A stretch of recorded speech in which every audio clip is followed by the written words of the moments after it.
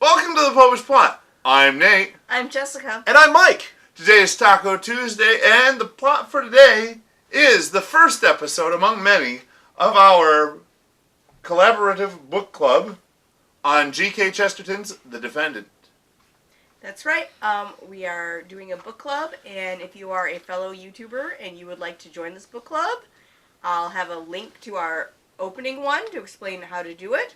But we will be posting on every single essay in this book, as this is a book of essays, on Tuesdays and Fridays, and this is the first one, which is on Penny Dreadfuls. And as soon as you're done watching this episode, check the playlist below for all the other contributors to this glorious book club collaboration. Mm-hmm. So this is the part of the essay. This is the essay where K Chesterton defends Penny Dreadfuls. Now, I know what a penny dreadful is. I know you know what a penny dreadful is. I'm pretty sure Mike knows what a penny dreadful is. But for any of those who are out there viewing this who are not familiar with the term, as it is rather from a past century or so. Well, we did point out this book is over 100 years old. Yes. So for those who didn't live in the late 18th, 19th, or even early 20th century, what is a penny dreadful? Well, it's essentially just pulp fiction. Not the movie, but the series of, books that you would get, like airport novels, where someone has just pumped out this mass-produced, cheaply made book to be read by just anyone.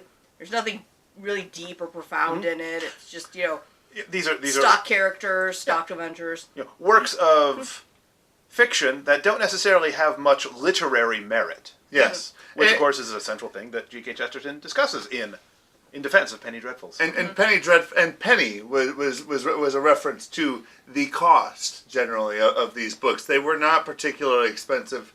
Much like Jess pointed out, they were something that you could pick up just about anywhere for very little money. Mm-hmm. Compared to other terms such as a dime novel. Yes. Yeah.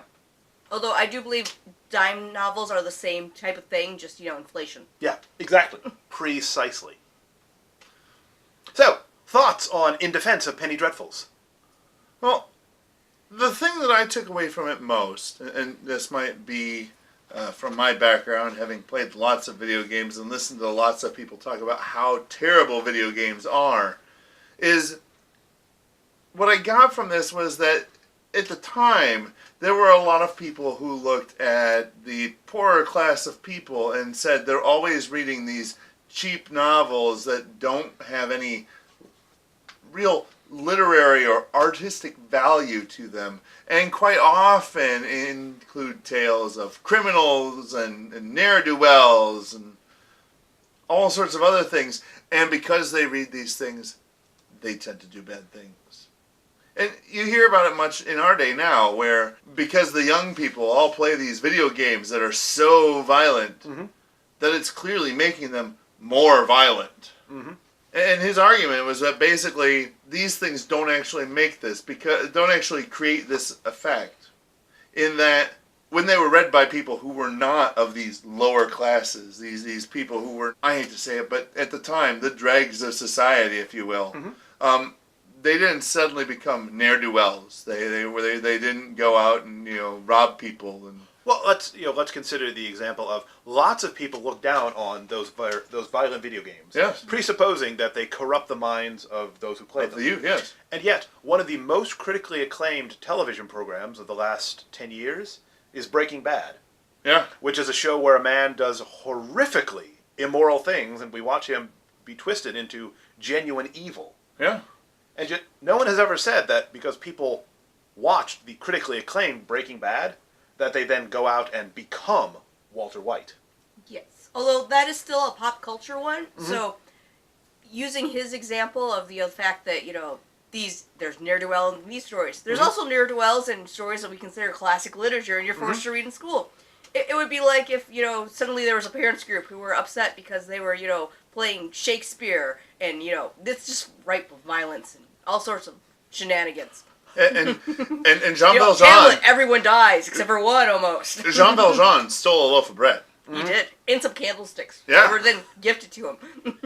Though it should be noted that a school is much more likely to put on a production of Romeo and Juliet, as violent as that is, than, say, Titus Andronicus, where the violence is just deliciously out of control.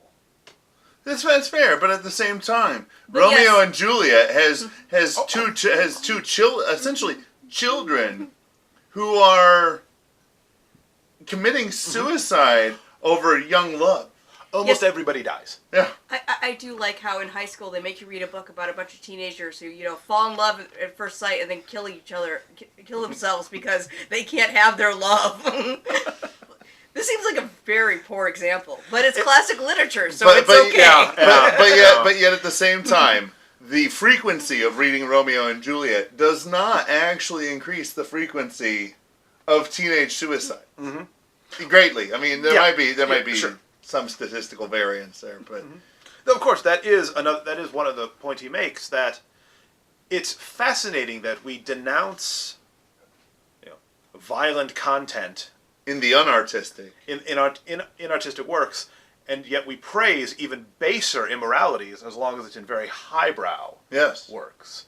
As long as we publish books that teach people to deny basic morality, to deny the natural law.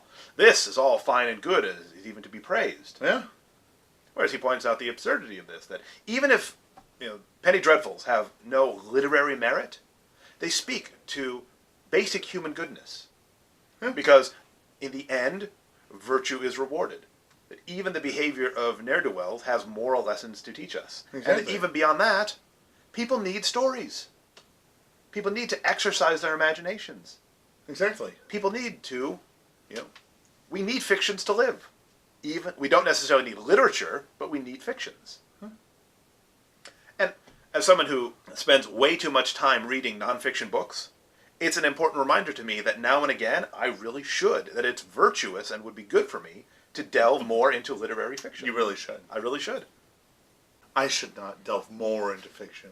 I should maybe pull myself out of that pool a little more frequently. But Well, a healthy balance. yes, Well, consider the novels of Agatha Christie, okay, which, while not the most elevated, are still above the status of Penny Dreadfuls. yes, When I read those, am I more likely to murder people in an English country house?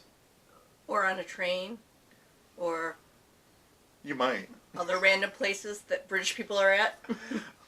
I don't know. See, the real problem is that we haven't gotten you to an English country house yet. I mean, we don't really know what'll happen. And then there was one. We haven't trapped you on a train that's traveling across the Orient, and there's no escape for anybody for anytime soon. So, Jess, reactions to In Defense of Penny Dreadfuls? I love this essay. Mm-hmm. This is a good first essay because I have like about 20 different things highlighted for, deep and useful things. Mm-hmm. And it also, it's a timeless thing, as we've pointed out by, comparing it to modern video games and other modern literature and writings and so forth. I like this chapter. Hmm. What do you think about In Defense of Penny Dreadfuls? Do you have a comment about maybe some of the commentary we may have had? Maybe you've read it and you have your own thoughts, or maybe you want to read it now. Are you the sort of person who asks, what about the children? Won't someone think of the children? And all the horrible, corrupting cultural influences around them. Because we do need people like that. Sure. Occasionally, that is essential. Won't someone think of the children? Exactly. Yes. However, growing up, because I was such a good reader, Mm-hmm. I could read adult books when I was like in upper elementary school. Mm-hmm. So, related to your earlier thing, I was allowed to read the fiction of Agatha Christie because Mm-hmm. Mom's like, "There's nothing bad in that." It's all murder! Everyone murder. I especially love the ones that are written from the perspective of the murderer, where he proves to be an unreliable narrator. Yeah. Oh, by the way, I did it. Anyways, go down below, leave some comments. Let us know what you thought about this episode or what you thought about this section if by some chance you're reading along with us. Because in all of these book club collaborations, we want even those of you who are not yourself Catholic YouTubers to join in on the discussion. Yes, let's keep it going down in the comments below. While you're heading down that way, hit the subscribe button and the bell right next to it, so that way you can be notified when our next episode on defense of something comes out. In defense Well, of rash vows. That's the next one. But I mean, there's other ones that'll be coming out. Yes. And make sure you hit that like button, because how could you not like us? we're very likable people. Or even if we're not, how could you not like K Chesterton? Exactly. And until next time, remember, live your faith. Love your faith. Share that love. I agree with Dale Alquist. We need more 300-pound cigar-smoking saints. Seriously. One of the strangest examples of the degree to which ordinary life is undervalued is the example of popular literature, the vast mass of which we contentedly describe as vulgar. The boy's novelette may be ignorant in a literary sense, which is only like saying that a